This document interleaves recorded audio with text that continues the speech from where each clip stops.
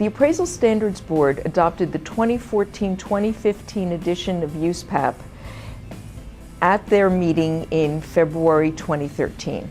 Starting in early 2012, the Appraisal Standards Board issued a request for comment, followed by discussion paper, and finally exposure drafts of the specific language proposed to be changed in order to make the current USPAP into the 2014-2015 USPAP.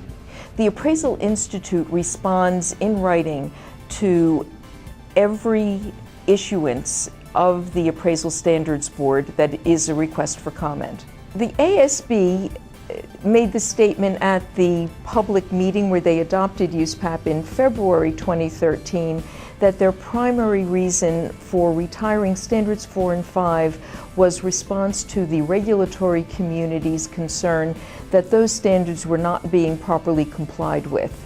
The Appraisal Institute consistently supported this change based on the rationale that these standards are redundant and therefore unnecessary. Real property appraisal consulting will continue to require compliance with the applicable USPAP rules, which are the ethics rule and the competency rule. The change is that no standards rule will apply to this area of practice. In the first exposure draft, the Appraisal Standards Board put out the concept that the record-keeping rule be changed in a way that would require appraisers to maintain more documentation in the work file for every assignment. The Appraisal Institute argued strongly against this on the basis that appraisers would be overly burdened by this additional requirement and that public trust would not be further supported if these documents were maintained. The Appraisal Standards Board listened to the Institute and others who argued against making this change, and this change is not incorporated into the 2014-2015 edition of USPAP. One of the major changes for the 2014-2015 edition of USPAP is that Standard 2 has been changed so that there will no longer be 3 report options available to the appraiser. Standard 2 will now provide for 2 report options, and in this it will mirror existing Standard 10, the reporting option for business valuations. The 2 standards will be one called an appraisal report, and that is only a label change because the appraisal report will have exactly the same requirements as the existing summary appraisal report. The other option will be called a restricted appraisal report and will have exactly the same requirements as the existing restricted use appraisal report. The existing self-contained appraisal report will no longer be an option in Standard 2 in the 2014-2015 USPAP.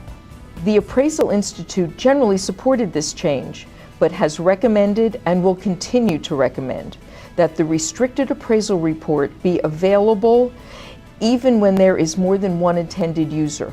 As the representative of the Appraisal Institute to the Appraisal Standards Board public meetings, I made the comment that the Appraisal Standards Board needed to go further in its consideration of changes to the reporting standards. One of the examples that I used was that appraisers working in valuation for financial reporting are having difficulties in providing clients what those clients actually need and complying with the reporting standards of USPAP at the same time. The Standards Board adopted changes to the certification requirements that are set forth in Standards Rule 2-3 of USPAP. This change is to do with the requirement to disclose all services provided with regard to the subject property in the last 3 years. The specific change is that the appraiser now must clearly disclose each service provided with regard to the subject property in that time period. We have consistently had a good reception at the Appraisal Standards Board.